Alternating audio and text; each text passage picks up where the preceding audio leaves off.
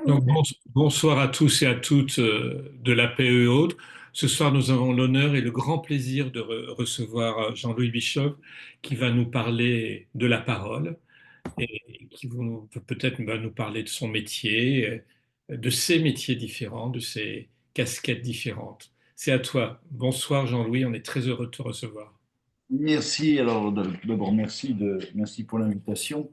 Moi aussi, je suis très heureux puisque la dernière fois, ça avait été un acte manqué. Voilà. Et bon, voilà, on l'a réparé. Bon, je me présente très globalement. Je suis docteur en philosophie, habilité à diriger des recherches. J'enseigne à l'Université de Créteil d'une part, et d'autre part, j'enseigne beaucoup en philosophie esthétique dans les écoles de mode et d'art appliqué. À côté de et je publie beaucoup sur tout ce qui a trait au corps et à la chair. Voilà. À côté de ça, je suis directeur de l'école doctorale de la Fédération européenne des écoles. Voilà mon lieu de la parole, hein. Je pense que voilà. Euh, Sans plus tarder, je rentre au cœur de ce qui va nous préoccuper ce soir, à savoir le couple parole-parlée, parole parlante. Vous comprenez que nous sommes en présence d'un couple d'antonymes. Donc, ça veut dire que je vais les mettre en rapport. Je vais faire saillir leur convergence, leur divergence. Mais comme souvent, quand vous êtes en présence de deux termes, il faut chercher le troisième terme, le terme invisible. Et le terme invisible, c'est le terme tradition. Autrement dit, ce que je vais essayer de vous montrer, c'est que pour bien penser la distinction parole parlée, parole parlante, il convient d'abord de scruter avec minutie la notion de tradition. Autrement dit, le vrai titre de la rencontre, c'est tradition, parole parlée, parole parlante. Alors, la tradition, c'est transdo, hein, transmettre, remettre. C'est d'abord du sens en héritage. Mais ce sens en héritage n'existe que s'il est transmis. Voilà comment, globalement et provisoirement, je me rapporte à la tradition. La parole, quant à elle. La parole, ça vient de parabola, hein. Ça signifie, qui signifie parabole. Étymologiquement, la parole, qui littéralement est une faculté d'exprimer sa pensée au moyen du langage articulé, nous donne primordialement à penser, primordialement, une figure de style supposant et impliquant irrémédiablement un déchiffrement du sens, voire un défrichement du sens. La parole, étymologiquement, nous jette dans la sphère du déchiffrage, voire du défrichage. Eu égard aux préoccupations qui sont les miennes ce soir, la problématique qui va commander mon intervention est la suivante. La transmission de la tradition véhicule-t-elle toujours en matière de sens une parole herméneutique, c'est-à-dire interprétative, c'est-à-dire déchiffrante et défrichante? Alors, pour répondre à la question, trois moments. Je vais d'abord, après avoir scruté le mot tradition, le lier à ce que j'appelle la parole parlée. Il apparaîtra ici que ce type de parole donne congé à l'herméneutique, à l'art d'interpréter. Dans les deux derniers moments, je zoomerai sur la catégorie de paroles parlantes. Donc, une problématique, trois moments, hein, tout ce qui est le plus classique. La parole parlante est créatrice de sens. Elle se pose en s'opposant à la parole parlée, qui, elle, fût-elle brillante, n'est que et ne peut être que répétitive. Distinguer la tradition du traditionnalisme d'une part, la parole parlée de la parole parlante d'autre part, et esquisser une réflexion sur le lien insécable entre les spécificités de la parole parlante et le fait de devenir homme, constitue les enjeux de la rencontre de ce soir. Vous avez compris que la problématique satellise autour d'elle une question essentielle. Et la question, c'est une série de questions. Qu'est-ce que comprendre? Qu'est-ce qu'on fait quand on comprend? Quel est le statut de l'acte de comprendre? À partir de quand peut-on dire qu'on a compris? Voilà, c'est ça les enjeux de la question, de la problématique.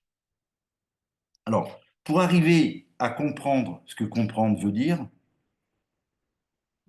et partant ce que interpréter veut dire, puisqu'on verra le lien que nous les deux verbes, je vais d'abord évoquer ce qu'est la parole, ce que j'appelle la parole parlée. Mais toujours ce petit détour par le mot absent, hein, par le mot invisible, le mot tradition. Je fais toujours un détour. Alors, globalement et provisoirement, la tradition, qu'elle soit républicaine, philosophique, psychanalytique, républicaine, oui, religieuse, c'est un ensemble de légendes, de mythes, d'opinions, de pensées, d'us et coutumes, d'institutions transmis par voie sociale, orale ou écrite. Mais la tradition, c'est très important, parce que ça garantit, comme disait Hannah Arendt, la préexistence d'un monde commun de tel ou tel groupe humain. La tradition énonce les valeurs à sauvegarder et elle désigne, pour une certaine tradition à laquelle je me réfère, et qui est celle d'Hannah Arendt, l'emplacement des trésors à sauvegarder. C'est, au final, un testament qui nous lègue du sens en héritage. La tradition, ainsi interprétée, nous donne à penser, si vous voulez, la transcendance du sens. C'est-à-dire qu'elle nous renvoie à l'humilité. Vous savez tous, hein, je ne vais pas vous l'expliquer, humain, humus, poussière, ça nous renvoie à l'humilité. Ça nous donne à comprendre le mystère, ça nous confronte au mystère des origines. Okay, ça affole et subvertit les raisonnements cucul-praline et causalistes.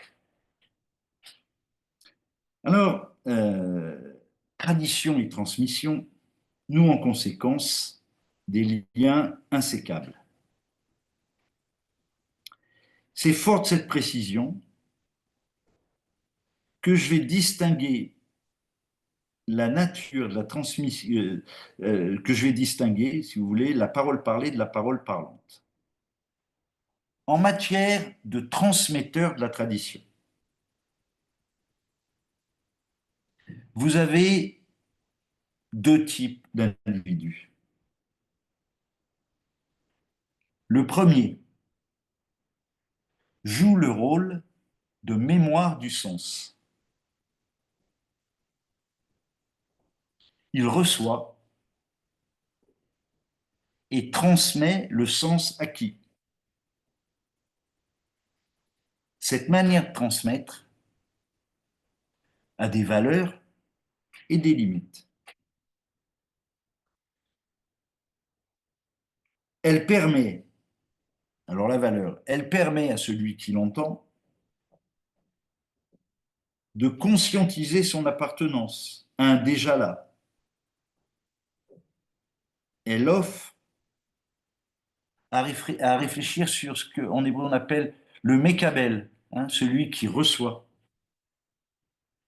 le receveur, le récepteur. Dit autrement, et c'est sa grande valeur, elle désenglue le récepteur de l'illusion consistant à se prendre pour un être autoconstruit. Bref, sa grande valeur, c'est qu'elle commence à affoler et à subvertir l'égologie, la logique de l'ego. Elle le fissure. Pourquoi? Parce qu'elle donne quand même à méditer sur les notions d'ascendance, d'antécédence du sens, et de ce que j'ai appelé la transascendance. Par ascendance, je fais signe vers l'ensemble traditionnel qui me précède. Tradition psychanalytique, l'ensemble traditionnel qui vous précède, ce sont tous les incontournables, les, les, donc par lesquels il faut être passé, il faut avoir fréquenté un peu. Mais elle me donne à penser, si vous voulez, cette parole parlée que je reçois, que le sens me dépasse d'une manière infiniment infinie. Hein. Il y en avait avant que je sois là, et il y en aura après que je sois là.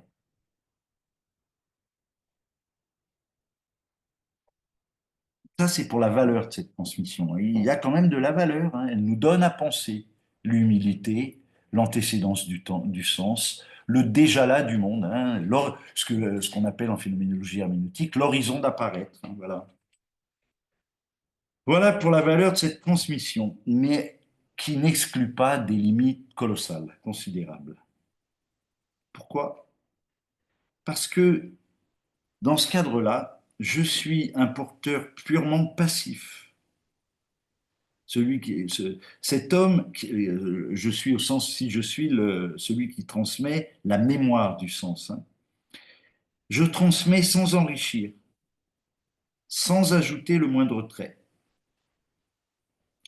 Je suis un instrument auquel on a recours, mais en réalité, je ne déchiffre rien et je défriche encore moins.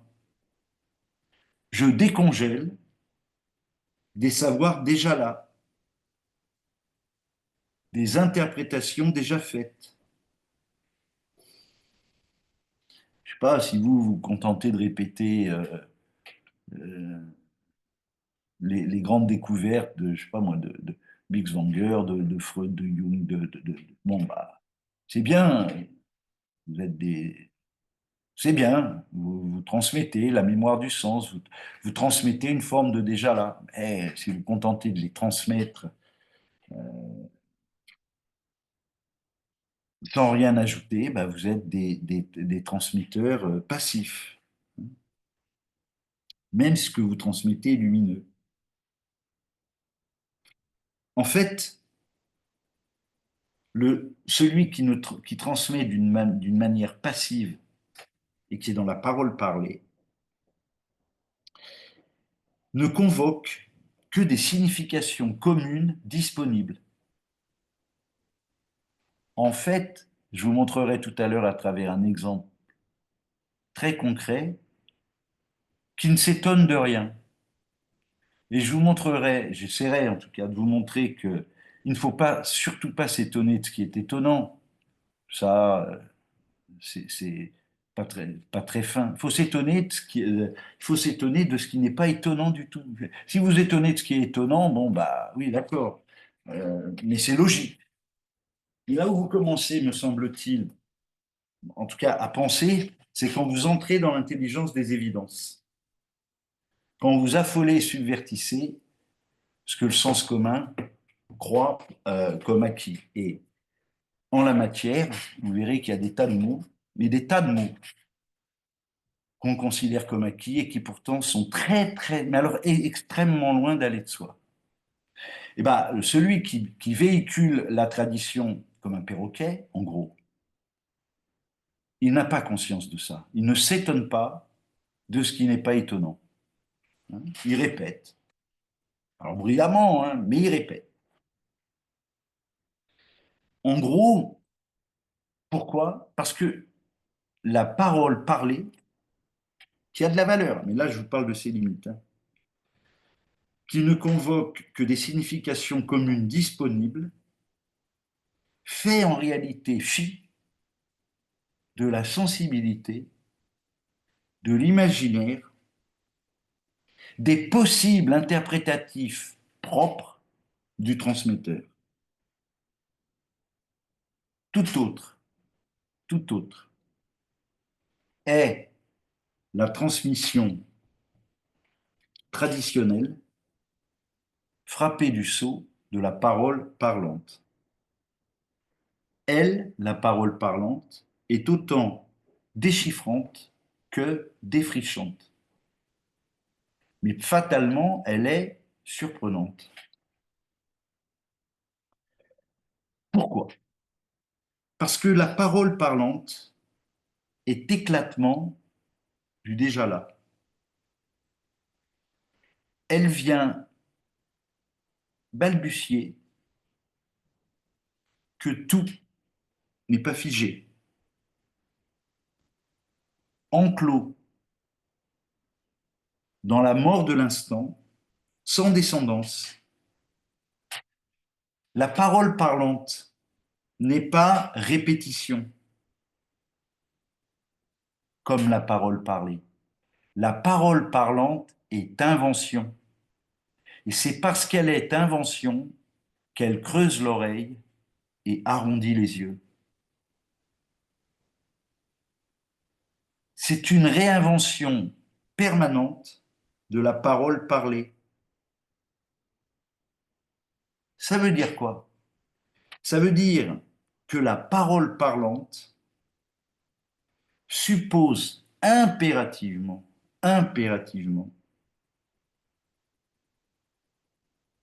la présence du sujet, de son histoire, de ses antennes, de son génie, entendu au sens de fines pointes toutes personnelles de l'intelligence reliante.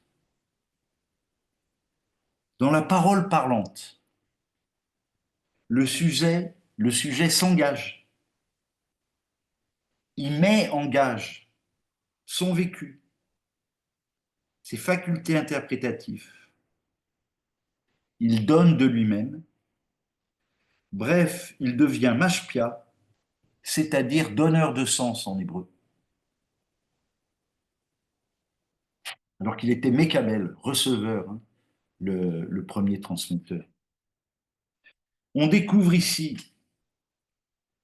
que la parole parlante participe incontestablement de notre unité. Elle nous permet, d'abord, elle fait une Aufhebung, on dit en allemand, de la parole parlée. Elle passe par elle, mais elle la dépasse. Mais elle passe par elle, autrement on est dans le délire. Et vous savez très bien que délirer, c'est penser tout seul. Hein. C'est le contraire de religérer, délirer, penser tout seul. Être englué dans l'égologie, être dans le marécage de l'égologie. Et dans le marécage, c'est bien, on s'enfonce. Donc on découvre que la parole parlante participe incontestablement de notre unité en nous permettant d'exprimer notre aptitude à recevoir, mais Kabel, et parce qu'il ne s'agit pas de rejeter surtout pas. Dans le passé, il ne s'agit surtout pas de rejeter le passé comme si cela était forcément dépassé. On l'accepte, le passé, et on le recompose. Mais elle nous donne aussi, elle met en scène la parole parlante, notre attitude à donner. Hein. Elle tient ensemble notre capacité à recevoir et notre capacité à donner. Si vous voulez, la parole parlante, elle nous donne à comprendre quelque chose d'essentiel sur le temps. Elle nous sort du temps vulgaire. Bon, le temps vulgaire, c'est le mec qui croit qu'il y a un présent, un passé, un futur. Mais c'est pas ça. Ça, c'est le temps vulgaire, c'est le temps des horloges. Le temps, en fait, c'est le passé jaillit de l'avenir. C'est facile à comprendre. Le passé jaillit de l'avenir, puisque le passé, c'est pas un bloc inerte qui existe en tant que tel, comme ça. Le passé n'a de cesse d'être composé.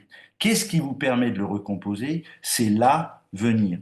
C'est pour ça que Heidegger disait que le passé jaillissait de l'avenir. Et que c'est, voilà. Et que l'avenir vient vers nous, comment? Par l'intuition. Mais on va y revenir sur ces notions tout à l'heure. C'est ça que nous donne à découvrir la parole parlante. Elle affole et elle subvertit le vulgaire. Au sens nietzschéen, elle ne répète pas, elle invente. Elle ne nous donne pas à penser le temps des horloges, mais le temps de l'intime, le mystère du temps. Hein. On sait bien depuis Augustin et repris par Husserl que personne n'est capable de penser le temps. Personne. C'est pas ce que c'est le temps. Pour certains, c'est Dieu. Alors, si vous voulez, nous permettant en tout cas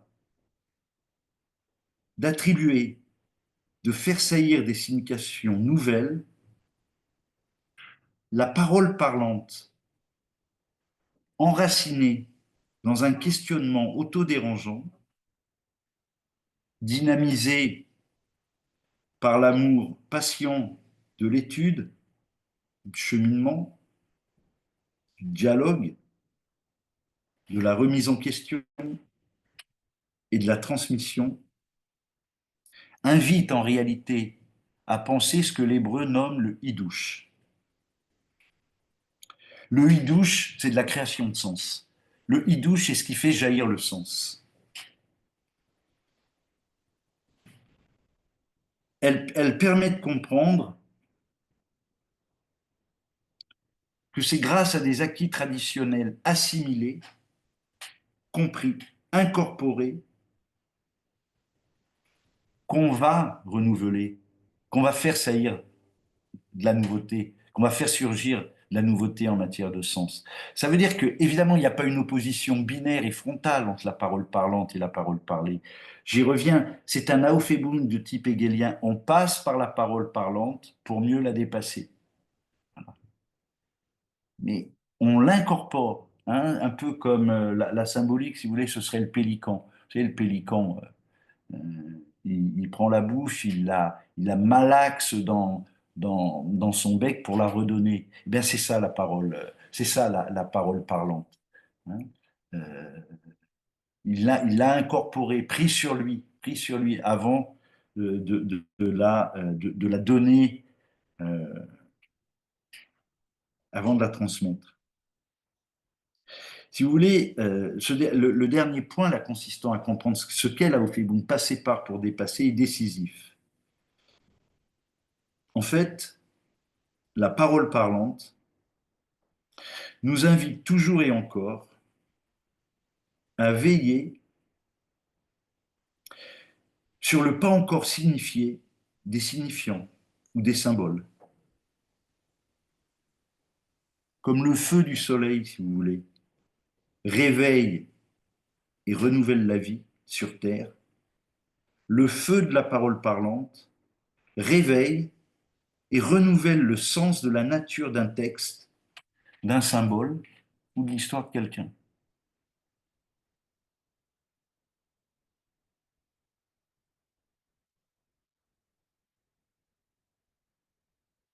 En fait, ces éléments, ces histoires, ce que je veux dire, l'histoire de quelqu'un, le texte, le symbole, va, ce qu'elle nous dit, la parole parlante, c'est que le texte, le symbole, l'histoire de la personne va, du point de vue interprétatif, aller de renaissance en renaissance interprétative. Alors la question c'est, quelles sont les conditions de possibilité d'une telle dynamique? Quelles sont les conditions de possibilité de la parole parlante?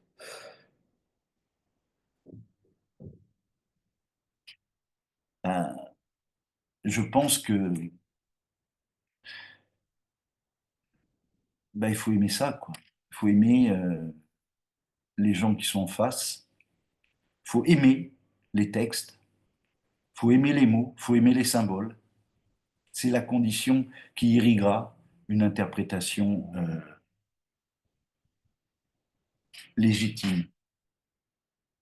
J'ai bien dit légitime et pas vrai. Vous avez bien compris que la parole parlante a folle subverti la notion de vérité. Elle ne pense que le juste, puisque dans la parole parlante, les interprétations peuvent être multiples, différentes. Elle nous donne à penser le sens de la cohabitation et la cohabitation des sens. La même histoire peut être interprétée 45 000 fois en fonction des latitudes géographiques, des histoires. Ces 45 000 histoires peuvent être complètement euh, différentes et pourtant elles peuvent être justes. Je vais prendre un exemple, juste un exemple personnel, juste un exemple personnel. Moi, j'ai soutenu une thèse sur un auteur. Voilà. Il se trouve que cet auteur, c'est Blaise Pascal. J'ai dit que cet auteur, que la tradition voyait comme conservateur, misanthrope, triste et janséniste, moi, j'en ai fait un anarchiste mystique. Le mec qui était en face de moi, qui était directeur de thèse, enfin qui était président du jury, avait fait une édition des Pensées de Pascal, que moi, j'ai pas du tout cité. Il m'a dit noir sur blanc, il me dit, mais je suis absolument, mais alors absolument pas d'accord avec votre thèse, absolument pas d'accord avec votre herméneutique, avec votre art d'interpréter. Je suis pas du tout d'accord, mais votre art d'interpréter est complètement juste. Vous voyez? Tenir ensemble, ne pas chercher le vrai, mais simplement le juste. Chercher le juste tous ensemble et comprendre que c'est en multipliant la complexité des justes, entre guillemets, qu'on arrivera tous ensemble à cheminer dans et vers la vérité. Vous avez compris qu'elle est révolutionnaire, la parole parlante, puisqu'elle nous interdit le dogme, la vérité, le sentiment que quelqu'un peut posséder la vérité. Elle nous met à l'abri de ça. On peut avoir, notre argument peut être complètement juste, mais il sera juste si, surtout, si on est capable de laisser une place à l'autre, à une autre forme de justesse, qui peut être antipodique à la nôtre. C'est ça que nous donne à penser la parole parlante. Si vous voulez, de ce fait, elle ébranle la quiétude d'un traditionnalisme, cette perversion de l'amour de la tradition. Symptôme majeur de la dite maladie, bah, la parole parlée. La parole parlée, la répétition du sens, c'est le symptôme majeur, c'est la maladie sénile de l'attachement viscéral à la tradition, qu'on appelle le traditionnalisme. L'intégrisme, tel qu'il soit, hein, il y a des intégrismes qui ne sont pas religieux, il y a des intégrismes en philosophie, il y a des intégrismes en république, il y a des intégrismes en laïcité, et je pense qu'il doit y avoir des intégrismes dans les domaines qui sont les vôtres. Et ben la parole parlante, elle n'en veut pas. Elle nous donne à élaborer l'intelligence, toujours et encore, du questionnement. Elle trouve d'ailleurs, pourquoi la parole parlée, c'est est le symptôme majeur du traditionnalisme, pour une raison simple, c'est que elle trouve son accomplissement dans l'argument d'autorité. Lacan a dit ça, Jung a dit ça, Binswanger a dit ça, donc il faut les écouter. Bah non, pas forcément, hein. Vous savez, en philosophie, on dit aussi depuis Nietzsche, on dit que la grande histoire de la philosophie, c'est la réhabilitation de la sophistique. Or, si vous suivez la postérité platonico-aristotélicienne, les sophistes sont considérés comme des vendeurs d'illusions. En fait, c'est des mecs qui n'ont rien fait d'autre qu'inventer la rhétorique. C'est quand même pas rien, quoi. Gorgias, c'est le fondateur de la rhétorique.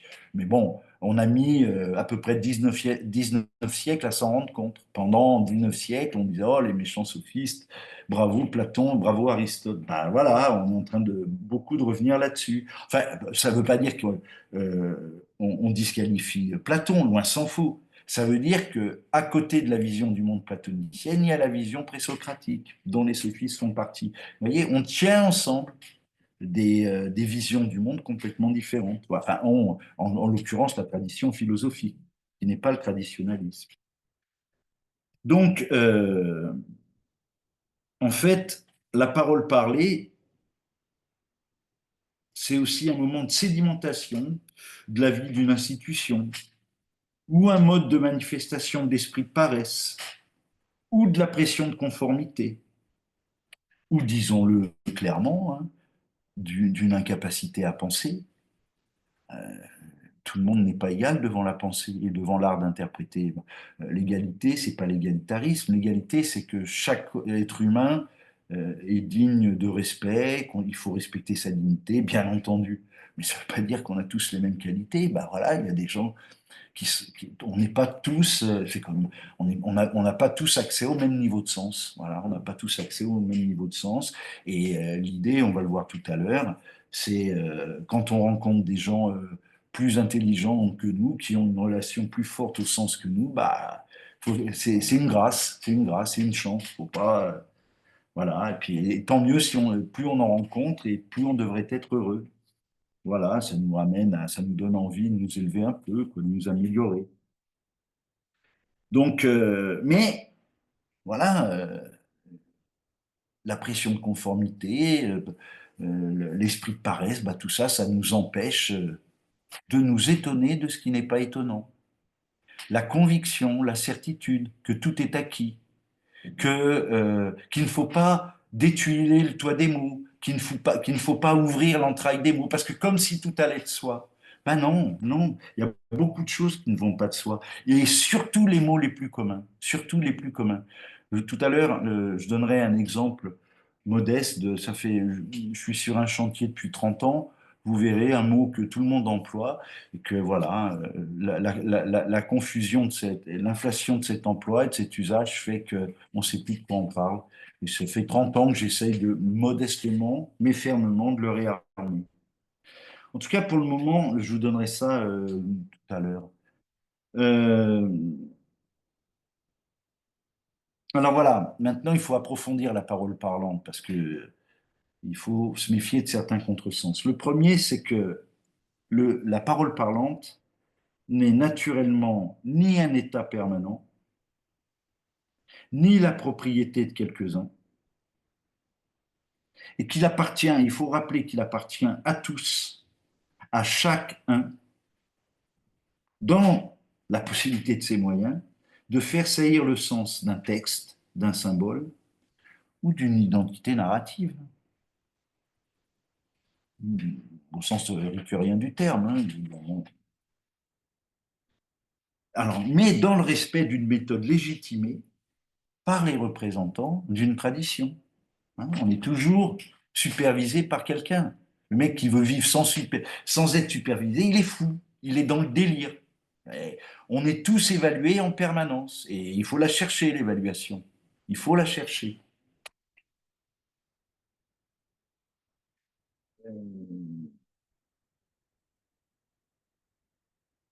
Voilà, donc l'exemple que je prenais, c'était l'exemple de la thèse. Ben voilà, je savais que j'étais aux antipodes des personnes qui allaient être en face de moi. Voilà, j'ai défendu ma thèse. Voilà. Et en HDR, j'ai fait pareil. C'est passé, c'est passé. Euh,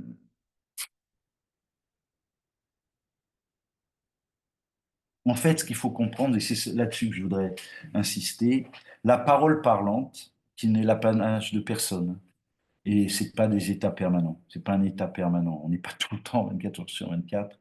Si on l'est une fois dans sa vie, c'est déjà pas mal deux fois. Enfin, on va voir si on peut l'être d'ailleurs et comment on peut l'être. En tout cas,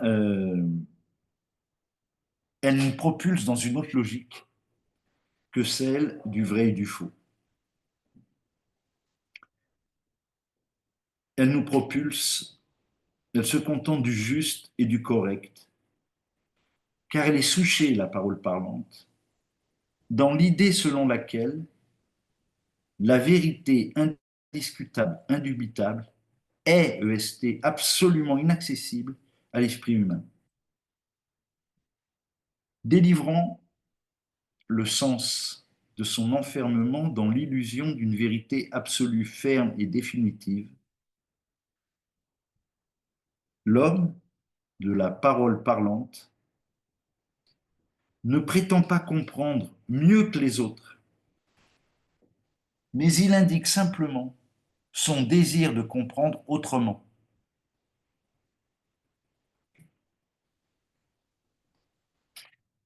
Là où il faut tenir ensemble un peu de... Mais ce désir de comprendre autrement, qui passe, attention, hein, par la parole parlante, parler, hein, ce désir de comprendre autrement, que manifeste la parole parlée, qui passe par ce désir de comprendre autrement, qu'est la parole parlante, passe par la parole parlée. Mais cette interprétation doit être validée au niveau communautaire. Autrement, ça ne fonctionne pas. C'est-à-dire, il faut une légitimité. Il faut une légitimité. Et donc, tenir ensemble singularité et validation communautaire, c'est ça le défi de la parole euh, parlante. Alors, légitimité communautaire, ça ne veut pas dire la terre entière, hein, ça veut dire, voilà, un aréopage qui nous dit que voilà, ce que vous dites n'est pas complètement délirant, même si ça paraît très surprenant.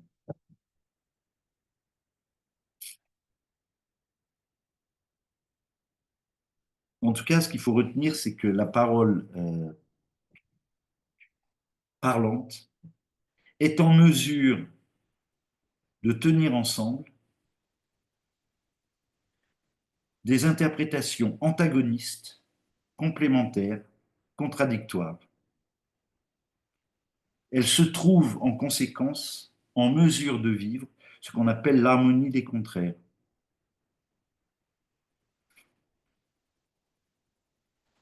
En fait, la parole parlante nous explique nous dit que les mots, en fait, la parole parlante, vous avez compris, c'est de l'herméneutique appliquée.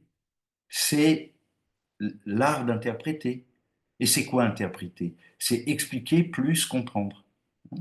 Vous expliquez, c'est-à-dire que vous êtes dans la parole parlée. Quelqu'un vous dit quelque chose, vous essayez de valider littéralement ce qu'il vous a dit. Bon, si je vous dis ceci est un éléphant, vous n'entendez pas que je vous dis ceci est un téléphone portable. Vous dites bon, ok, vous me dites bien que ceci est un éléphant. Ok. Ça, c'est l'explication. Alors voilà, vous expliquez enfin, avec les armes, les outils de la tradition. Par exemple, un texte, vous l'expliquez, vous dites que le mot ennui au XVIIe, au grand siècle, n'a pas le même le sens qu'aujourd'hui. Bon, vous expliquez, voilà ce que je disais tout à l'heure, l'horizon d'apparaître du mot, de l'enchaînement des mots, des concepts. Hein. Vous les replacez dans le contexte historique qui est le leur. Ça, c'est bien, faut le faire. Évidemment, ça ne suffit pas pour interpréter. Ça, c'est expliquer. Mais après, il faut comprendre. C'est-à-dire qu'en gros, c'est quoi l'herméneutique, l'art d'interpréter? Donc, c'est expliquer plus comprendre. Alors, expliquer, c'est l'enchaînement logique. Vous expliquez l'enchaînement logique, je sais pas moi, d'un texte ou du récit de quelqu'un. Vous essayez de l'expliquer. Ça, c'est l'explication, mais bon, c'est très rationnel. La compréhension, c'est autre chose. La compréhension, c'est que vous allez élaborer l'intelligence de l'effet, c'est-à-dire de l'esthétique, que le récit, le texte ou le symbole fait sur vous. Et c'est ça, interpréter. C'est tenir ensemble la dimension rationnelle de ce qui vous est donné à penser et la dimension imaginative, sensitive et qui peut être rationnelle. Mais dans la compréhension que vous me prenez, quand vous prenez sur vous, autrement dit, dans un premier temps, vous êtes dans une distance face au texte, et là, bon, un étudiant peut faire ça, le mec il met à distance du texte, il dit voilà, j'entoure les connecteurs grammaticaux et je vois comment le mec argumente, mais où est donc Ornicard, bon, etc., etc. Les mots au grand siècle veulent dire ça. Bon, le gars, il vous fait voilà, un bon travail d'explication, mais on est loin de l'élucidation. Hein. L'élucidation, donc je répète, c'est expliquer plus comprendre. C'est la compréhension qui va donner naissance à la parole parlante. C'est quand vous mettez en gage vous-même. C'est-à-dire qu'il faut prendre le risque en régime de parole parlante, en régime de yidouche, de voir des questions, des histoires qui ne sont même pas présentes, qui ne sont même pas présents à la conscience de la personne qui vous parle, qui ne sont même pas présents dans le questionnement de l'auteur. Hein, moi, par exemple, dans mes publications, il se trouve que j'ai lu le mouvement punk à la lumière d'une catégorie religieuse qui s'appelle la gnose. Bon, il y a très peu de punk, enfin, il n'y a pas de punk qui emploie le mot gnose, je ne sais même pas ce que c'est. Mais je m'en fous. Ce qui m'intéresse, c'est d'injecter un moment mes propres possibles interprétatifs, tout en respectant absolument le déjà là de l'altérité. Parce que si je ne respecte pas le déjà là de l'altérité, je suis fou. Je suis complètement fou. Mais je tiens ensemble, pour faire très simple, alors, enfin, c'est vraiment pédagogique. Un, l'objectivité explicative, un peu universitaire, un peu machin, un peu académique, un peu scolaire. Et puis à un moment, bah, je prends le risque de l'interprétation. C'est ce qu'on appelle l'âge de la raison herméneutique, hein. Notions qui ont été inventées au colloque de Cerisy de 1990 par Paul Ricoeur et Jean Grèche, qui reprenait évidemment Hans-Georg Gadamer, Vérité et méthode, le grand théoricien de l'herméneutique contemporaine, autrement dit de l'art d'interpréter. Donc, voilà un peu ce que je peux dire dans un premier temps sur la parole parlante, en disant qu'évidemment, je pense que vous avez compris à travers ces dernières explications qu'elle a une dimension existentielle, la parole parlante. Pourquoi? Parce que l'existence humaine, contrairement à celle du phacochère ou de la girafe, elle demeure toujours et encore ouverte à des inconnus, à de l'improbable, à de l'imprévisible. Cela veut dire que l'existant homme n'est jamais, une fois pour toutes, quelque part. Il est non seulement appelé à devenir ce qu'il est, mais aussi et surtout à être ce qu'il devient. C'est pour ça que l'homme n'est rien d'autre qu'une utopie. Il ne s'agit pas de chercher des utopies, elles sont là devant nous. L'homme est une utopie, atopos. Il n'est pas là ou là, il est toujours et encore devant. Vous savez, en hébreu, shem, sham, c'est non, non, et là-bas. C'est la même racine, S-H-M. Ça veut dire quoi? Le nom. Ça veut dire que l'identité, elle est toujours là-bas. Elle est toujours à venir. Mais comment elle est toujours à venir? Comment on est orienté vers notre propre horizon de sens? Par l'altérité. C'est pour ça que l'hébreu, là aussi, nous est très utile, de deux manières. Shema en hébreu, ça veut dire écoute. Et Shem, c'est non. Et on a vu le lien qu'il y avait entre Shem et Sham. Ça veut dire que pour connaître son horizon de sens, la première des choses, c'est d'être toujours et encore vierge de l'oreille. Être vierge de l'oreille, c'est ni plus ni moins que l'herméneutique que font certains théologiens à propos de la Vierge Marie. Bon, beaucoup de gens qui pensent que la virginité de Marie, c'est une virginité d'écoute, que c'est la modèle de toutes les écoutantes du monde. C'est la première écoutante du monde puisqu'elle a cru l'improbable. Donc, ça veut dire que quel est le lien entre le sens toujours à venir de la parole parlée et l'utopie qu'est l'homme? En fait, l'homme, c'est un mendiant ontologique. C'est un nomade ontologique. Il est toujours en quête de sa vérité plénière. Il n'y a rien d'étonnant dès lors que la parole parlante soit la voix vive ou la vive voix que l'humanité en nous choisit pour dire et se dire. Voilà. C'est-à-dire qu'il y a un lien insécable entre l'anthropologie fondamentale, l'ontologie si vous voulez, euh, et la parole parlante. Les deux entités nous donnent à penser la trait d'union venir. Et en réalité, mais ça ce serait l'objet d'une autre chose, elle nous invite surtout à affoler et à subvertir le temps cucul-praline des horloges. Voilà le premier moment de mon intervention. Ensuite, je voudrais vous montrer comment, modestement et fermement, je travaille sur un mot depuis 30 ans. Ce mot, tout le monde croit savoir ce que c'est. Moi, j'ai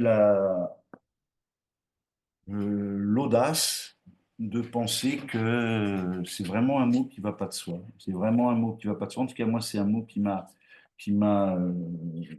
voilà, qui me fait beaucoup réfléchir. Et je vais vous dire comment le chantier ce chantier m'est venu. Ouais, il y a une trentaine d'années à peu près, un peu moins, un peu moins. J'étais au restaurant ou au resto ou au bar, je sais plus. Et il y avait un couple à côté de moi.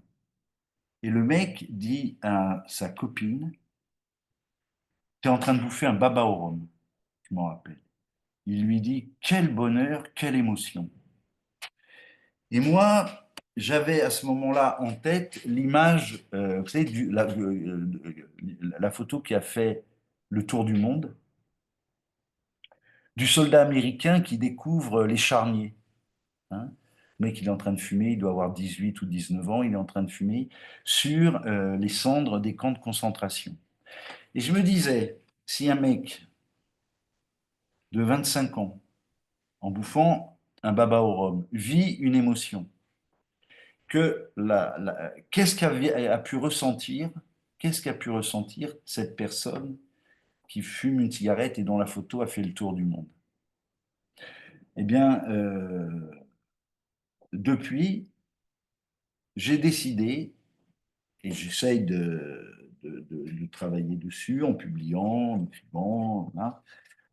Euh, j'ai distingué l'émotion de l'émotionnalisme. Et ma question est dès lors, est-ce que dans sa vie, chacun vit une émotion? Eh ben, après 30 ans de travail, je ne le sais toujours pas. Mais je vous expliquerai pourquoi après, je ne le sais toujours pas. En fait, voilà, émotion est un mot lambda, hein, qu'on emploie à peu près 55 000 fois par jour. Tout est émotion aujourd'hui, le jambon madrange, les films.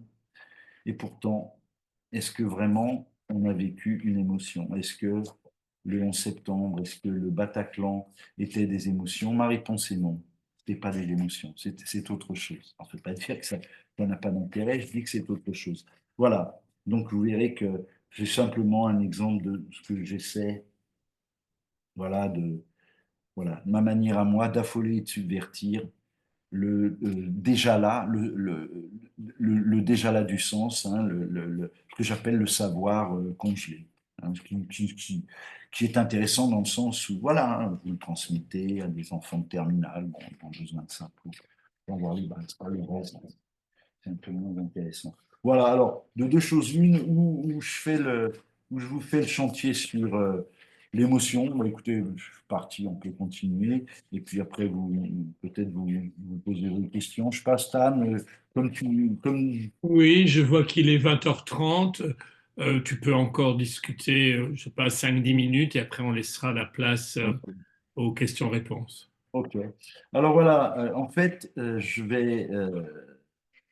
eu égard à ce que je vous ai dit, moi je distingue aujourd'hui l'émotion de ce que j'appelle l'émotionnalisme. L'émotion, pour moi, hein, bah, je vais vous donner un exemple.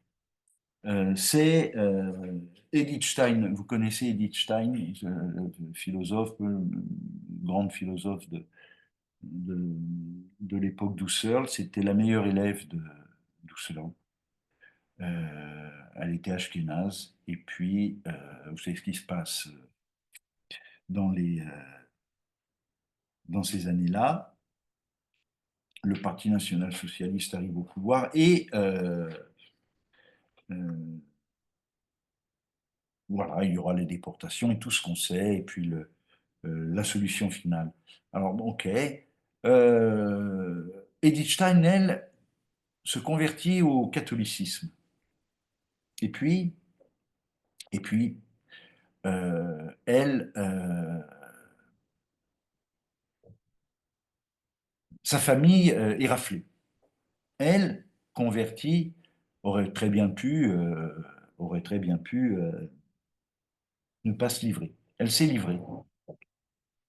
Et devant l'Obersturmführer bah, qui va la brûler, elle prend sa petite sœur par la main et elle dit: Viens, petite sœur, nous allons mourir pour notre peuple. Il y a quelqu'un qui a entendu ça, qui était derrière. Ce quelqu'un, par le miracle des miracles, a été rescapé. Cette personne, parce qu'elle avait entendu Edith Stein, est devenue à son tour carmélite. Ça, c'est une émotion qui est bien loin du mec qui bouffe son baba au rhum ou qui regarde un coucher de soleil. Hein, vous savez, aujourd'hui, avec la vogue du développement personnel, vous voyez un coucher de soleil, on vous dit c'est une émotion. Non, c'est autre chose, c'est beau, il y a une forme de beauté, mais c'est pas une émotion. Ou alors les mots n'ont plus de sens. Émotion, ça veut dire quoi? C'est trait d'union, movere. Être mis en mouvement par une extériorité, par une altérité. Que vous soyez euh,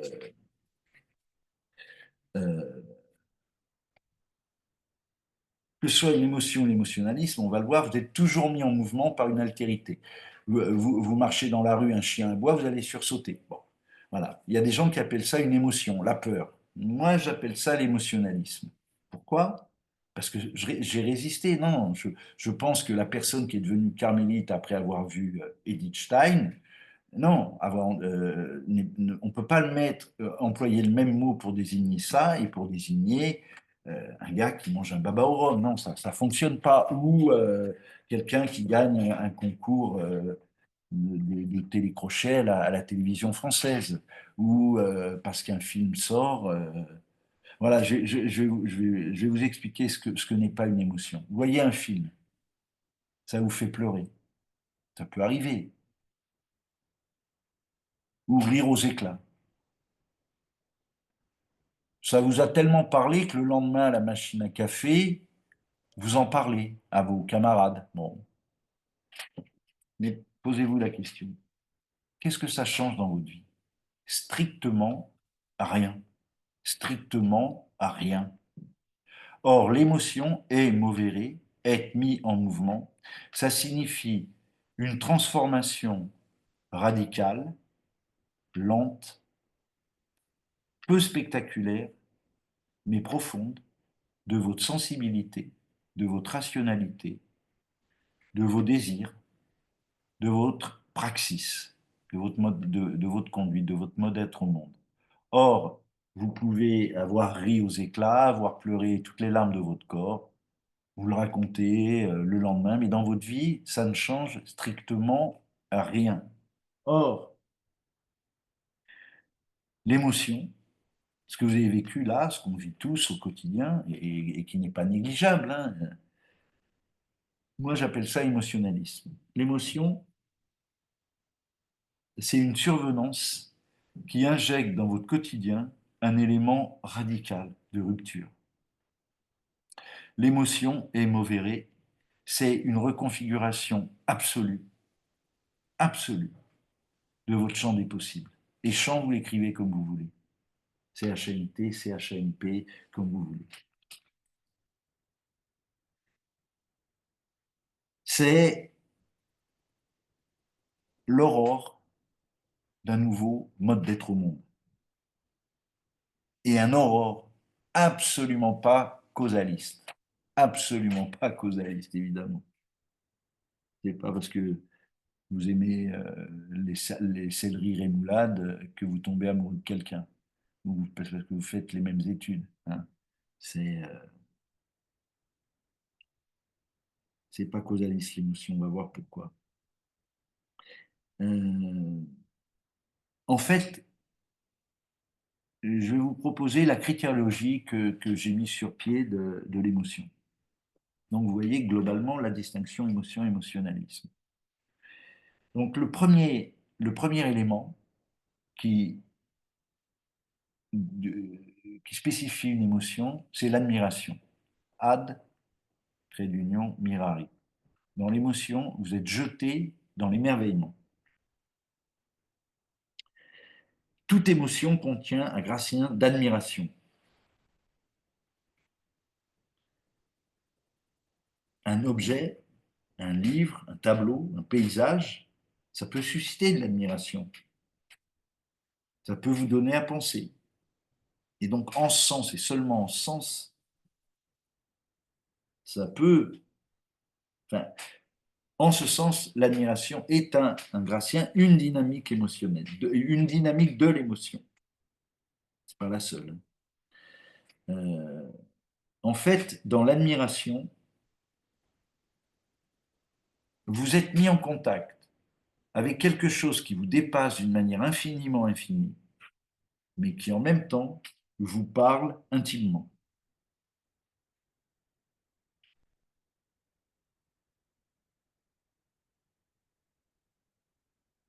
Vous avez le sentiment que cette personne, ce texte, vous en oublie, vous élève, vous grandit, mais évidemment, vous ne savez pas du tout pourquoi.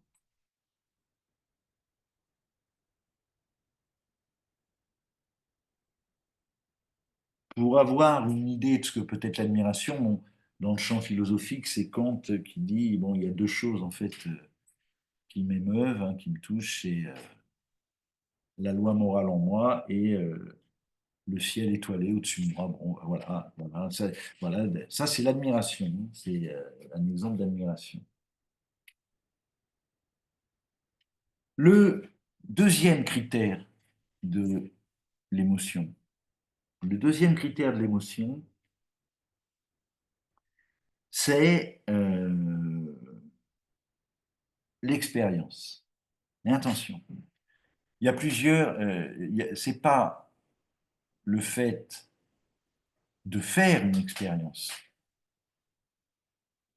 c'est le fait d'être fait par une expérience.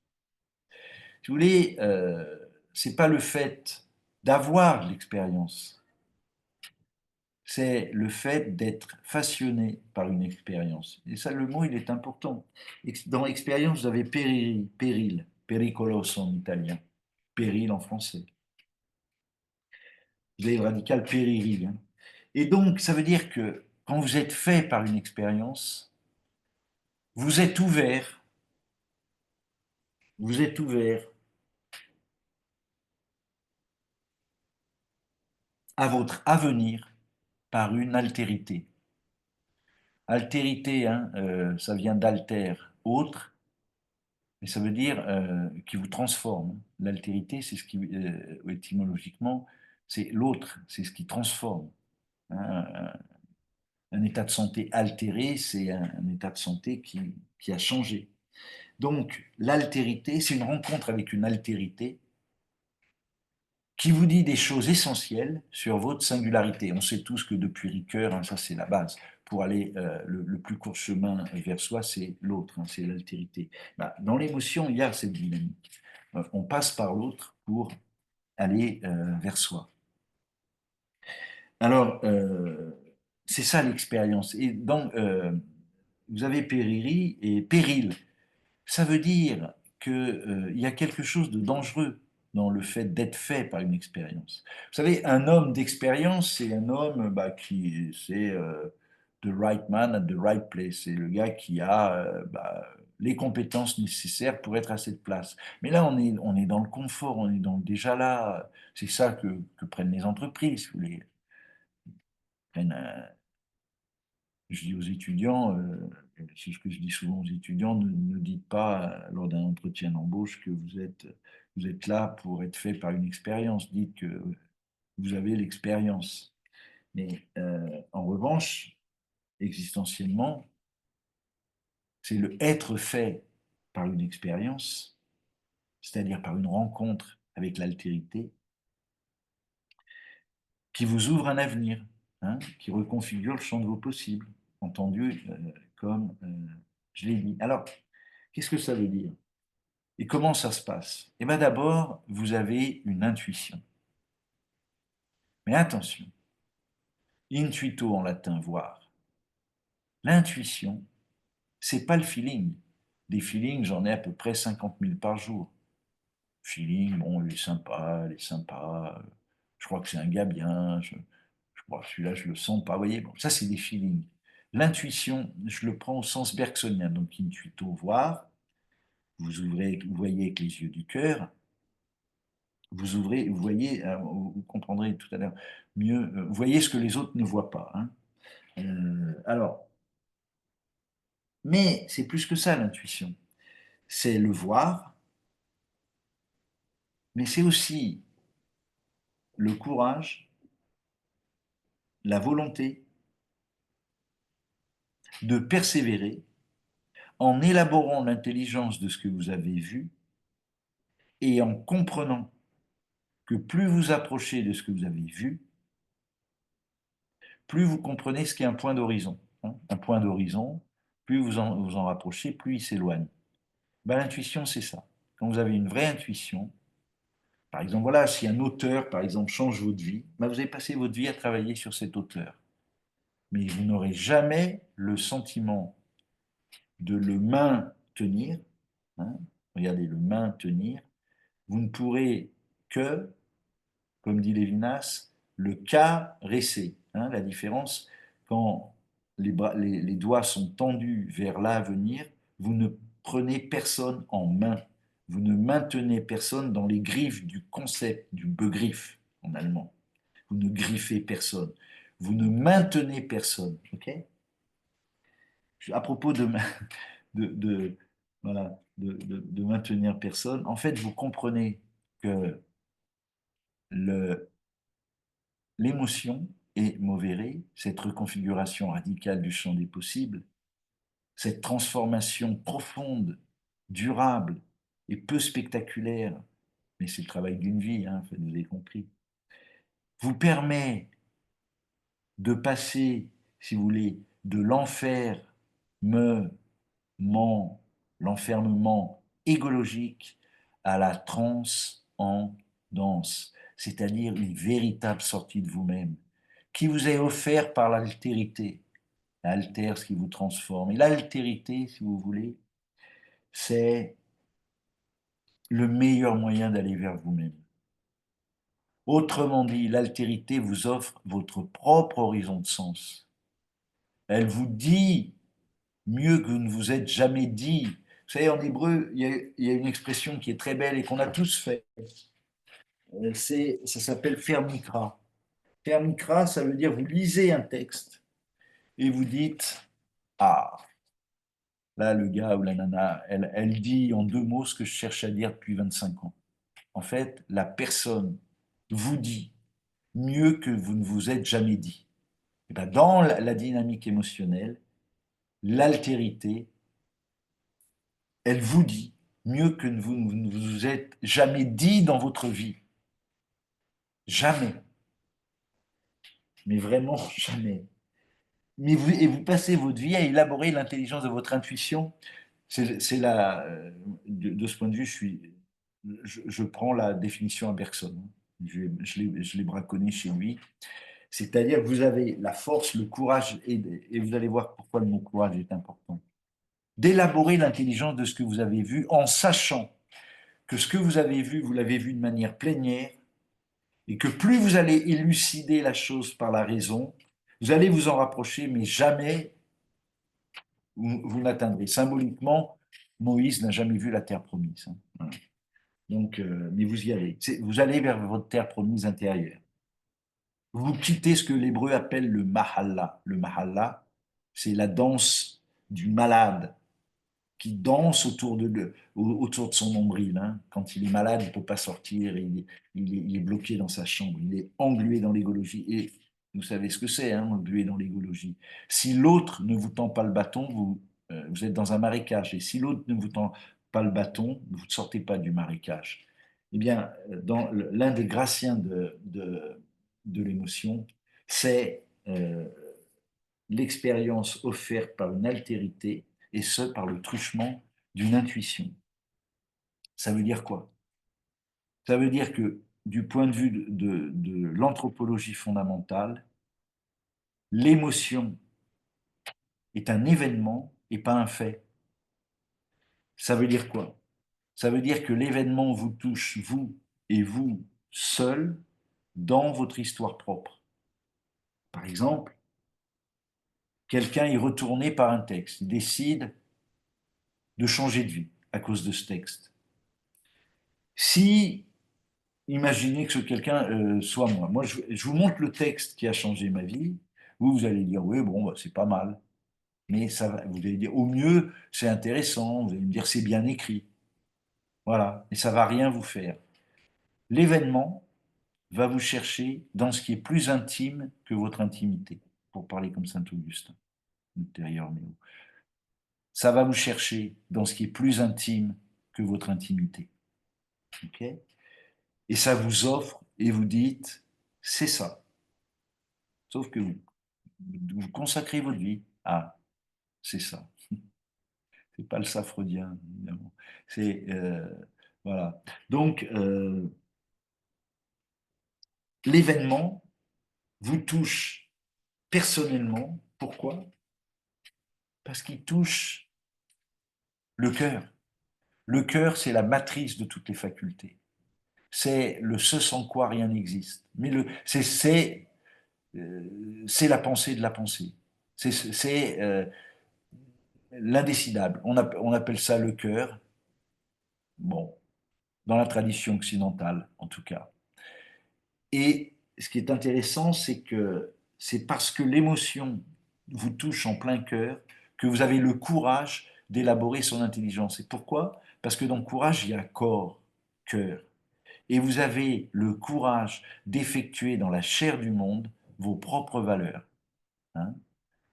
Donc, c'est ça, l'émotion. Donc, vous avez, dans les Graciens, dans la dynamique d'une émotion, vous avez une expérience, une intuition, un événement, l'admiration.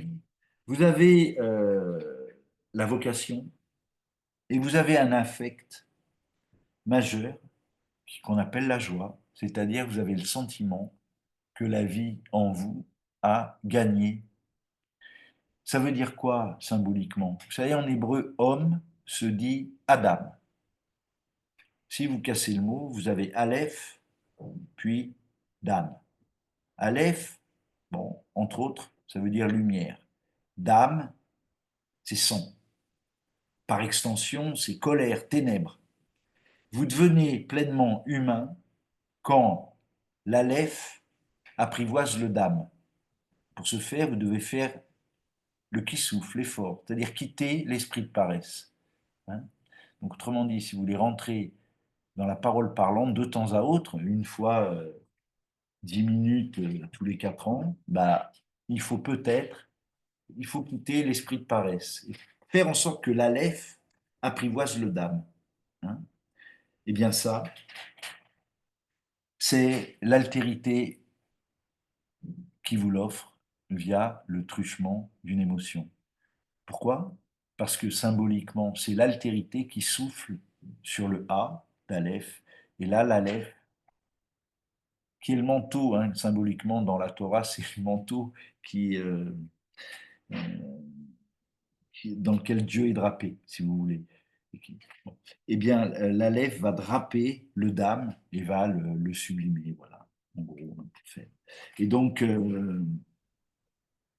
mais à l'échelon humain, pour que l'Aleph apprivoise le Dam, il faut que quelqu'un souffle sur le Dam. Et souffle, il faut qu'il lui donne l'envie, l'esprit, hein, le souffle, spiritus en latin, pneuma en grec, roua en hébreu.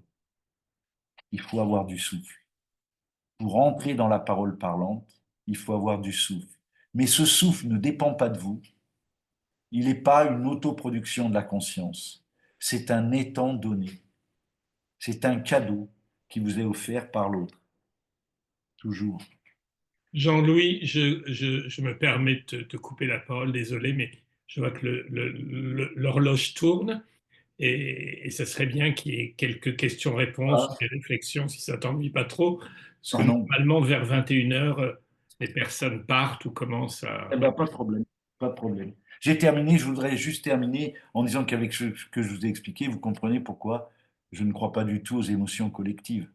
D'ailleurs, si je vous pose la question, qu'est-ce que le 11 septembre a changé radicalement dans votre vie? Vous verrez que finalement, sans doute pas grand-chose. Pas grand-chose. Et le Bataclan, bah, voilà. Bon, donc autrement dit, vous savez, on a à peu près, il y a à peu près, je crois par journal télévisé, il y a à peu près 17 occurrences du mot émotion. Hein. Bon, évidemment, c'est pas de l'émotion dont on parle. Merci énormément, mon cher Jean-Louis. On va laisser la parole qui va circuler. Et voilà. Marie-Claude, moi, je ne vois pas les mains. Ah si, je les vois, les mains. Marjorie, vas-y. Oui, merci beaucoup, Monsieur Bischoff. C'était riche de sens. Je vais vulgariser un peu votre intervention et je m'en excuse par avance. Donc, si je comprends bien la parole parlante, elle suggère que la parole est une force et une éloquence qui peuvent communiquer au-delà du simple sens littéral des mots. Mais est-ce que la parole parlante peut être euh, est-ce qu'elle peut se référer à des regards parlants, à des gestes parlants, voire dans notre métier à des silences parlants, Oui, au-delà des mots? oui, bien sûr. Mais de toute façon, toutes les paroles sont fondées dans le silence. Vous savez, en hébreu, silence, c'est mama. Euh, Vous avez dam, sang et ma-o. Ça veut dire que pour être dans la parole parlante, il faut déjà avoir compris qu'être dans le vrai silence, pour être dans le vrai silence, il fallait suer sang et eau. C'est pas facile d'être dans le silence. Et c'est là-dedans qu'est souchée la parole parlante. Ça, c'est le premier point. Le deuxième point, quand je parle de parole parlante, bah, pour le coup, je parle vraiment de quelque chose qui peut avoir une inscription institutionnelle. Hein. C'est-à-dire quelque chose qui peut faire office, qui peut enrichir une tradition interprétative. Alors, est-ce que un geste ou un regard peut être institutionnalisé en Occident?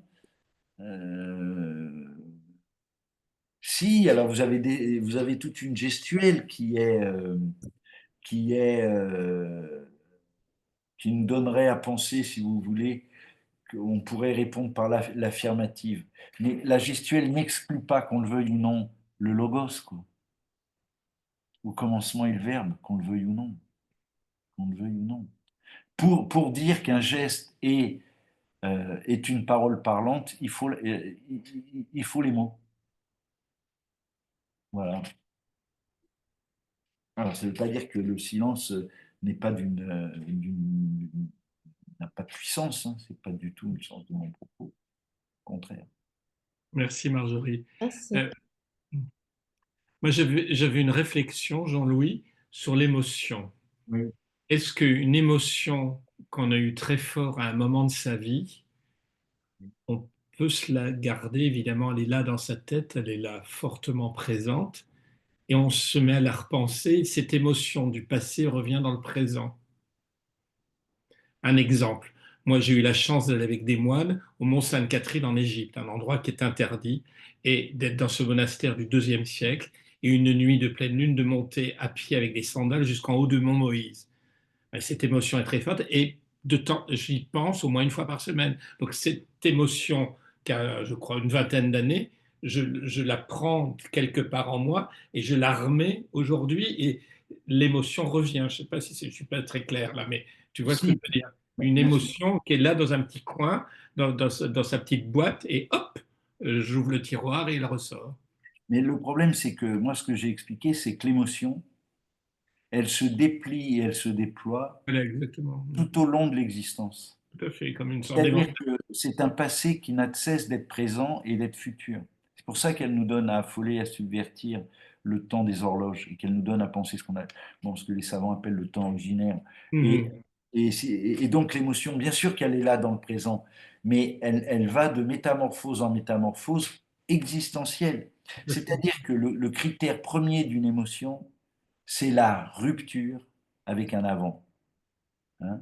C'est par exemple, je sais pas moi, c'est l'exemple que j'ai pris, c'est quelqu'un qui est rentré dans les ordres, par exemple, quelqu'un Ouais. qui est financier, qui rentre dans les ordres, hein, Alors, s'il y a quelque chose d'essentiel, c'est que l'émotion, personne au monde ne peut en offrir, volontairement. C'est-à-dire qu'elle est toujours improbable, imprévisible et non planifiable, contrairement à l'émotionnalisme. Parce que l'émotionnalisme, ça n'est jamais qu'un état modifié de conscience. Si là, je vous dis, allez les gars, les filles, on sort, on va boire du whisky, je sais ce qui va se passer, on va voir des états modifiés de conscience. Mais ça, c'est programmé, c'est planifié. En revanche, l'émotion relève de l'improbable total, de l'imprévisible total. Je sais pas, vous êtes dans une bibliothèque, vous prenez un livre comme ça, et puis voilà, ce livre va changer votre vie. Mais quand je dis changer votre vie, c'est pas une formule, c'est que il va avoir une rupture existentielle radicale. C'est pour ça que moi, ma question, et je vous laisserai là-dessus, hein, moi, je ne sais pas si tout le monde vit une émotion. Je ne sais pas si tout Mhm. le monde a vécu une émotion dans sa vie. D'accord avec De l'émotionnalisme, oui. Mais est-ce que tout le monde a vécu une émotion? J'en sais rien. J'en sais rien. En fait, c'est une conversion, hein, au sens philosophique du terme. C'est un retour à soi, un alia, un vrai retour voilà, à soi. C'est-à-dire, vous comprenez que vous n'êtes rien d'autre qu'un horizon de sens. Mais vous le comprenez par l'altérité et avec le critère que j'ai dit bien. Oui, évidemment, ça n'a de cesse de se déplier dans un présent continué. Voilà. Autre Merci, question. Jean. Ouais. Il y a d'autres réflexions ou des personnes, Anne, je sens que Anne a envie de parler. Non, Anne? Ou alors Frédéric, peut-être. Oui, c'est ce que j'allais dire, Frédéric. J'aimerais bien entendre Frédéric. Ok, moi, bonjour. Merci pour l'intervention. J'ai noté plein de choses qui nous amèneraient à plein d'endroits, mais peut-être sous forme de questions. De ce que j'ai compris, en fait, j'essaye de relier ça aussi à la psychanalyse, la parole parlante. Et je me disais, la parole parlante, en fait, on utilise souvent en psychanalyse l'expression de libérer la parole. On va voir quelqu'un et on espère libérer un peu la parole de ce qui est figé. Et je me dis dans cette expression libérer la parole, on libère la parole, pour en faire une parole parlante, peut-être. Donc j'avais plein de petites questions, mais peut-être une question comme ça serait: est-ce que la parole parlante est guérissante? Est-ce que c'est justement celle qui guérit, là où la parole figée, enfin j'ai dit figée, vous avez dit parler, mais je crois que c'est ça que j'ai compris, l'est pas? Euh, le, Elle peut, mais c'est pas sa visée essentielle. La parole parlante, elle n'est pas commandée par un pour, elle est commandée par un par. Hein. Vous n'écrivez pas pour guérir quelqu'un, pour guérir le lecteur, mais vous écrivez par nécessité vitale. C'est ça, c'est ça la parole parlante. C'est la parole parlante, si vous voulez. euh, Bah pour moi, vous avez compris. En fait, je pense que la parole parlante, je pense, en tout cas, ce qui m'a été donné à voir dans mes rencontres, j'ai trouvé que les gens qui avaient vraiment vécu une émotion, c'est-à-dire qui avaient vraiment, dans leur vie, vécu une reconfiguration radicale de leur champ des possibles, ça va de la prêtrise à des artistes de rock, hein, euh, sont des gens qui sont dans la parole parlante. Mais ils ne le font pas pour. Il n'y a aucune visée dans la parole parlante. Aucune. C'est. Alors, j'ai une petite question sur ça. Est-ce que ça s'apprend du coup, la parole parlante? Non. C'est ça. Hmm. Mais non. Mais Mais ça non. vient avec Ah, l'altérité, c'est ça, l'autre. c'est comme si vous me demandiez si. Ou alors, je peux vous répondre, il n'y a que ça qui s'apprend. Mais c'est la vie, quoi, en nous. Mhm. C'est nager dans notre lac de rosée intérieur, dit le poète et philosophe Claude Vigée. Mais ça s'apprend pas. C'est pas un prof de philo ou un. Personne au monde peut vous apprendre ça.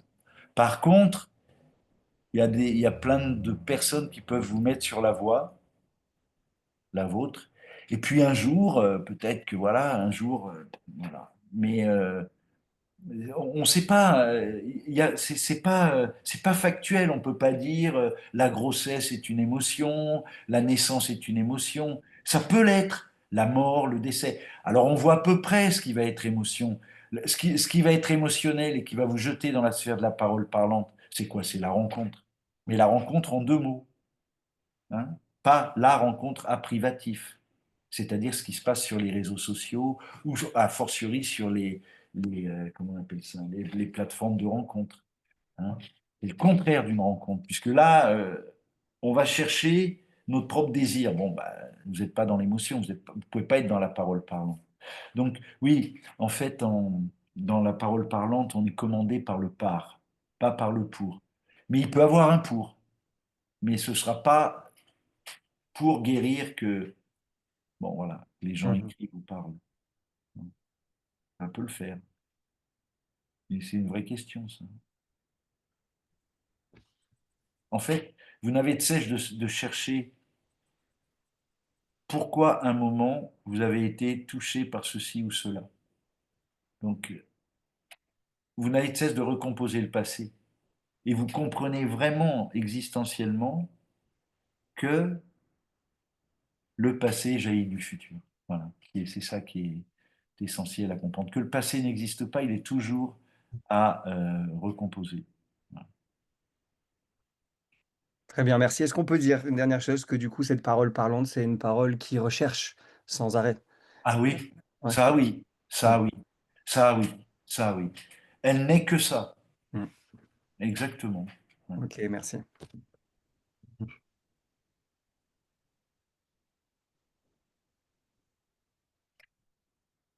Une dernière question peut-être, et puis on clôt. C'était très impressionnant, hein. C'est vraiment très intéressant et c'est vrai que ça nous fait réfléchir sur la psychanalyse, ce qu'on l'on entend ou pas dans nos cabinets et, et, et que à la PE, dans notre association, on met vraiment en valeur la philosophie, les religions. Je pensais dans ce que tu disais aussi que depuis le temps que la religion juive existe, que ces gens qui sans arrêt se retrouvent, que réessayent de recomprendre la Torah toutes les semaines, toutes les mots, on reprend les mots, on reprend chaque mot. Et je pensais aussi où mes grands-mères me parlaient des veillées avant, les familles qui se rencontraient le soir, et c'était pas écrit, c'était des paroles, et ils se racontaient des histoires, ils se racontaient l'histoire avec un grand H. Oui, ah oui, ça peut faire signe vers ça. Mm. tout à fait. Donc ça m'a l'air bien sandicieux. Nos petites vignettes se taisent. Il n'y a plus de paroles. Peut-être, Frédéric. Frédéric, tu veux redire quelque chose. Oui, Allez. une dernière chose, parce que je pensais en termes psychanalytiques. J'aime beaucoup cette idée de la parole un peu spontanée qu'on cherche, mais pas pour elle-même, mais juste qu'on essaye de voir quand elle surgit, quoi. Euh, je l'aime beaucoup, mais c'est aussi quelque chose qui peut, je trouve, angoisser en cabinet. Euh, D'où la difficulté, je trouve, de l'association libre, par exemple. Je trouve que ça, c'est peut-être une des méthodes qui peut permettre la parole parlante de surgir, parce que justement, elle n'est pas figée, pas traditionnelle, on ne sait pas ce qu'on va raconter. Euh, mais juste, c'est une question. Est-ce que vous pensez que euh, laisser surgir la parole parlante, c'est facile? Ah non, Alors, je crois que non, vous l'avez non, un peu dit. ah non, c'est le travail de toute une vie. C'est le Parce que travail. c'est angoissant, non? Ça nous laisse dans un vide, il n'y a pas de réponse. Ah, ça nous invite à pas, ça nous invite à comprendre qu'on est on est profondément des nomades ontologiques. Donc, on est des êtres du vide. Mais que c'est le vide, c'est une chance parce que ça nous permet de mettre un peu de plein. Ça tient ensemble l'harmonie des contraires. Donc, ça terrasse l'angoisse. Hmm. En fait, ça la sublime. On comprend. Parce que n'oubliez pas, c'est pas un fait du hasard si le couple d'antonymes, je l'ai pensé avec le mot tradition, qui signifie transmission. Parce que le vide des vides, c'est la mort. Et qu'est-ce qui nous permet de lutter contre la mort? C'est la transmission. Trans, écrivez-le en 2 mots, transmission.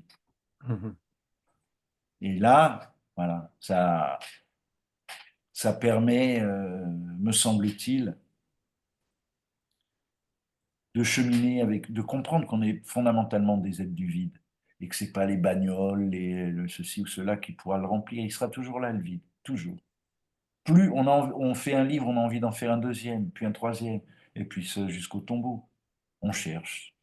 Mais ça ne veut pas dire qu'on ne trouve pas, mais ça veut dire que la trouvaille est indice de la recherche. Mhm. C'est la vie elle-même, quoi, quelque Ben, chose. bien sûr, mais Mhm. bien sûr, c'est exactement ça. C'est exactement ça. Et il n'y a que ça à enseigner en réalité, c'est-à-dire ce qui ne s'enseigne pas. Quelle, Par contre, quelle belle formule de fin, hein, tout cela.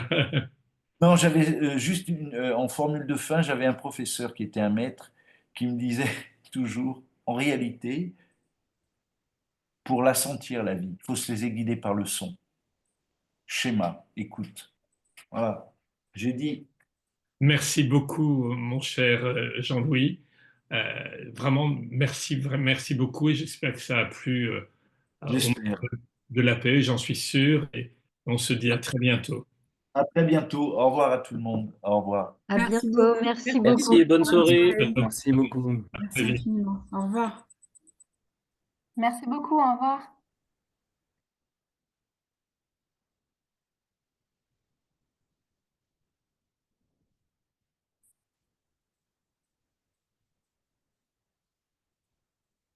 Au revoir. Au revoir alors. Ça a été Marie-Claude? Oui, oui. C'était pas banal, hein? Ouais, il est intéressant, hein. Ouais, ouais, ouais. Ça vole très haut et c'est quelqu'un de passionnant parce qu'il est capable de parler de Pascal et de musique métal. Ah, c'est incroyable.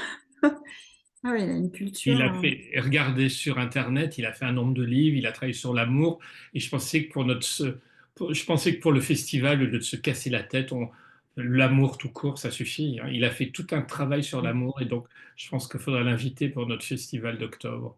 Mm. Ah ben, justement, ça fait partie des choses qu'il fallait faire, là, trouver le titre, hein, Et le titre, moi je pense que festival. l'amour tout court, pourquoi se prendre la tête à trouver... L'amour ou l'amour tout court? Non, l'amour. Bon, allez, je vais aller dîner, je suis avec un ami là. Allez, ben, bon Merci appétit, beaucoup bonne et on soirée. se retrouve samedi Ben, matin. moi, je serai là samedi, ouais. Ok. Bonne soirée. Au revoir, Stanislas. Ciao, ciao, Marie-Claude.